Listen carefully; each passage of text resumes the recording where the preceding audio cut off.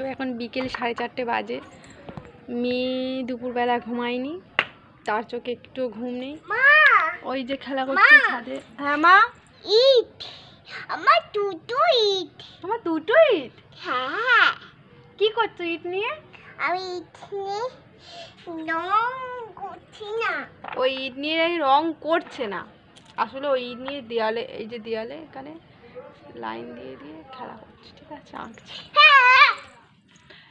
তো সন্ধ্যেবেলা তাড়াতাড়ি ঘুমিয়ে পড়বে, এই জন্যে ওকে তাড়াতাড়ি আজকে খাওয়াতে হবে। এখন বিকেলবেলায় ওয়েদারটা খুব সুন্দরই লাগছে।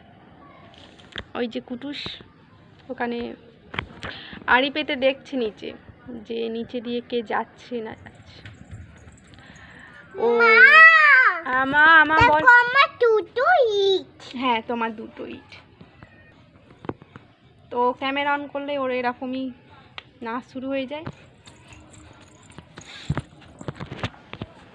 আজকে মোটামুটি একটু ঠান্ডা পড়বে মনে হচ্ছে, কালকে থেকে একটু পড়েছে। তো কার কোথায় কেমন ঠান্ডা পড়েছে অবশ্যই কমেন্ট করে জানাবেন। দেখো আমার দুটো ইট। হ্যাঁ, তোমার দুটো ইট। আমি দুটো ইট খাবো। বিকেলের ওয়েদারটা বেশ ভালোই লাগে, ছাদের উপর, ছাদ গরম।